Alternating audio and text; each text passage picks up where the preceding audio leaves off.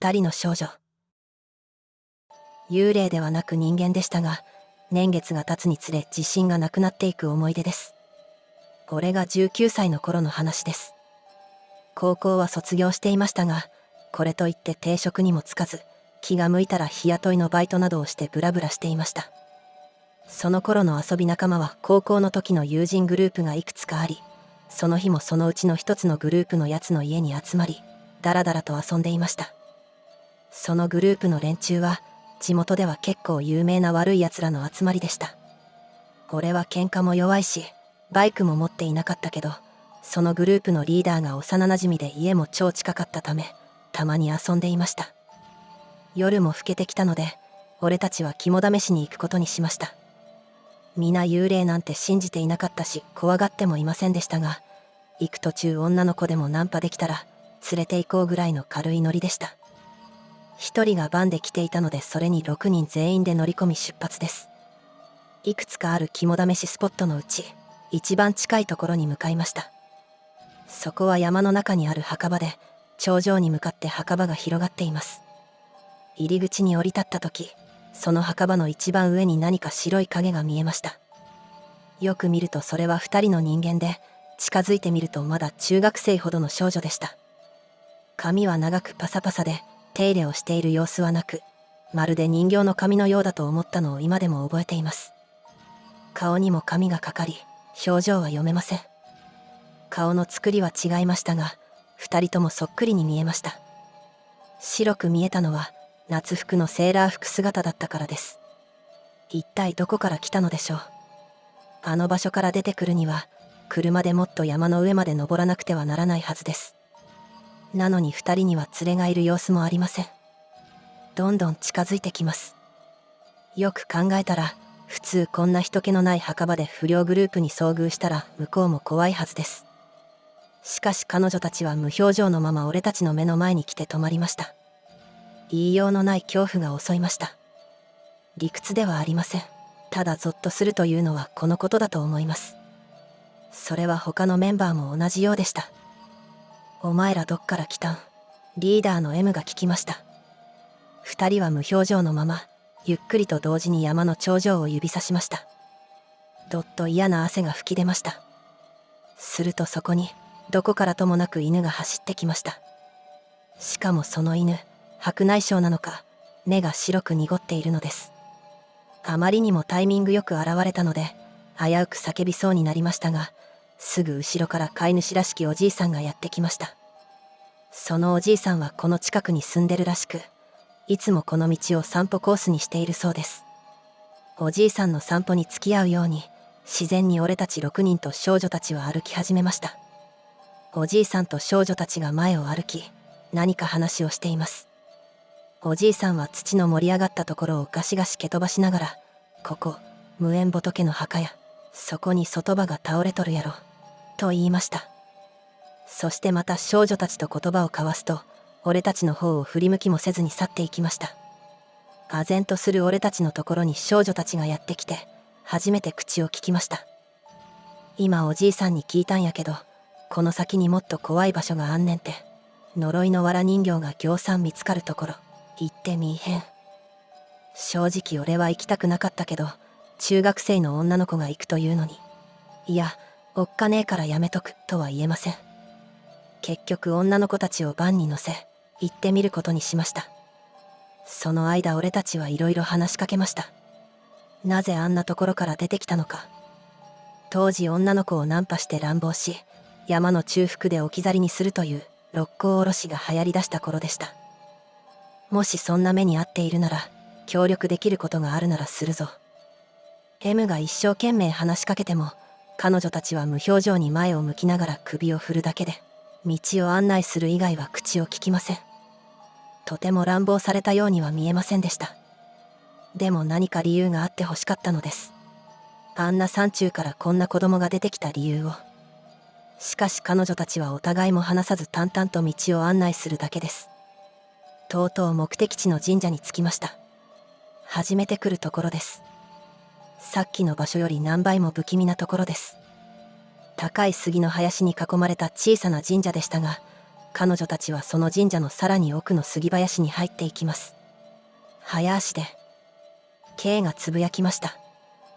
あの子たちってあのおじいさんに聞いて今日初めて来るはずやんな。なのになんであんなにスタスタ進むんや。二人とも車の中で一言も相談してないのに迷いもせず同じ方向に進んでいってるで。ゾッとしました。しかしここで二人を置いて逃げるわけにはいきません。慌てて後を追いかけますが、その足の速いこと、大人の俺たちが小走りになるほどです。いきなり二人が立ち止まりました。黙って目の上の高さを指さしています。見ると指さした先の杉の木に釘を刺したような穴が無数に開いています。いえ、よく見回すとその辺りの木のほとんどに穴が開いています。そしてとうとう藁人形も見つかりました。絶句する俺たちをよそに彼女たちは相変わらず無表情で何も言いません。もう帰ろうぜ、疲れただろう、お前らも送ってやるから。M が恐怖を隠すように言いました。しかし彼女たちはこう言ったのです。ここじゃダメだね、もっといいところがあるから行こう。絶句しました。もうやめようや、とうとう俺は言ってしまいました。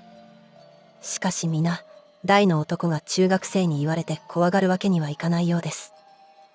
わかった、行こうや。その一言で少女たちはきびすを返すように今来た道を引き返しました。慌てて俺たちは後を追います。K だけが俺の意見に賛成らしく、真っ青な顔をしてブツブツつぶやいてます。罠や、罠や、これなんかの罠や、俺たち連れて行かれてるんや。K の真っ青な顔とブツブツ繰り返す言葉に、今度は K のことまで怖くなってきてしまいました。皆でバンに乗り込みました。M がカーステレオをつけようとしても壊れたのかつきません。嫌な沈黙が続きましたが、皆口を聞きませんでした。ただ少女たちの道案内だけが車内に響きます。着いた場所は小高い丘の上にある神社でした。その神社に着くには、その丘を左右対称に包むようについている階段を登るのです。左右どちらから登っても多分同じくらいの距離です。少女たちは無言のままそれぞれ左右に分かれて登り始めました。車の中でも打ち合わせはしていないし、降りてからも二人は目配せや合図をすることなく、迷わず別の道に向かっていくのです。もちろんその神社に続く階段はうっそうとした林に囲まれ、普通の女性なら複数でいても行きたがらないような不気味さです。その階段をまだ中学生の少女が迷うことなく、恐れることもなくスタスタと歩き出すのです。明らかにおかしいです。慌てて俺たちも3人ずつに分かれて、それぞれ少女たちの後を追いました。俺は我慢できず、前の少女に話しかけます。お前らちょっとおかしいぞ。なんであんなところにいたんや。肝試ししてるにしては全然怖がってないし、なんであんなところにいたんや。答えない少女にイライラしながらしつこく聞きました。あまりにもしつこく聞いたせいか、彼女はこうつぶやきました。私ら、死ぬ場所探してんねん。その時初めて彼女は俺の目を見ました。しかし、俺の目を見ているというより、俺を透かして遥か遠くを見ているような目でした。そしてうっすらと笑いました。その少し上がった口の端に、よだれがかすかに光っています。全身に水を浴びたような気持ちです。他のメンバーを見回しましたが、皆真っ青です。しかし聞こえてはいるでしょうが、この少女の目とよだれが見えたのは俺だけです。逃げ出しそうになった時、頂上に着きました。向こうのグループもちょうど反対側から上がってきたところです。真っ青になった M が駆け寄ってきました。聞いたか、お前ら聞いたか。どうやら M たちももう一人の少女から聞いたようです。とりあえずまだ帰らないという少女たちを晩まで連れて帰りました。そこでなぜ自殺したいのかをしつこく聞きましたが、答えません。アホなことするな、いじめか。俺らがそいつら締めたるから、早まるな。俺たちの問いかけにも彼女たちは首を振るばかりです。じゃあ原因は何やねん。別にって。生きてるんももうええって感じやねん。またあの遠くを見つめるような無表情です。二人とも同じ顔をするのでますますそっくりに見えます。とにかくもうこっちも眠たいからお前ら送ってくわ。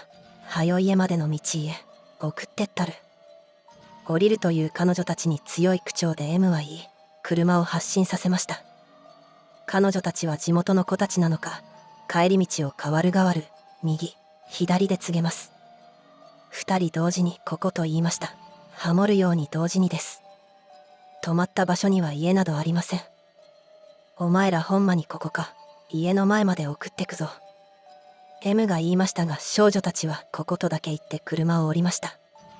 そこはちょうどさっきの丘の上の神社の裏側のようです。くねくねとしてきたので結構走ったように感じましたが、そんなに走っていないようです。もう皆十分気味悪く感じていたし、もう義理も果たしたという感じで車を走らせようとしました。その直後、K があれ見てみろと叫びました。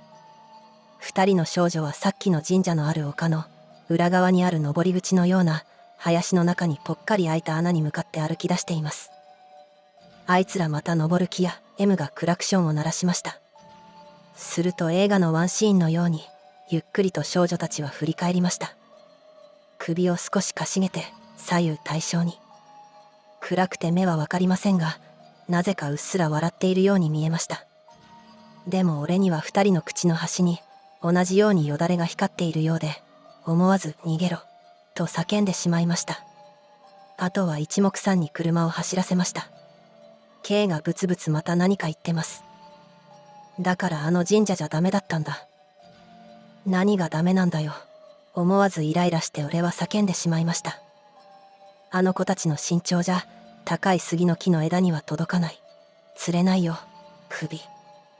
ゾッとしました。アホなこと言うな、気味悪い。他の友人の声も上ずっています。今まで黙っていた D が気がついたように言いました。なあ、衣替えっていつや。もう11月やで。あの子らなんで夏服のセーラー服着てたんや。その後どうなったかは知りません。確かその日は皆で M の家に泊まり、夕方夕刊を恐る恐るチェックしたように思います。確か自殺者発見の記事も行方不明者の記事もなかったと思います。ただ K だけが眠れなかったようで、ずっと部屋の隅でうつろな目をしていました。その後、そのグループのやつらと遊ぶこともたまにありましたが、その日のことはなぜか誰も口にしませんでした。そしてあの日以来、俺は K に会っていません。もともとそのグループのやつじゃなかったので、他の皆もそうのようでした。ただ俺は K がブツブツ言ってた。罠や、罠や、これなんかの罠や、俺たち連れて行かれてるんや、を思い出し、連れて行かれてたらどうしようと思い、そう思った自分自身にゾッとしています。あのつぶやきを聞いたのは俺だけだったから。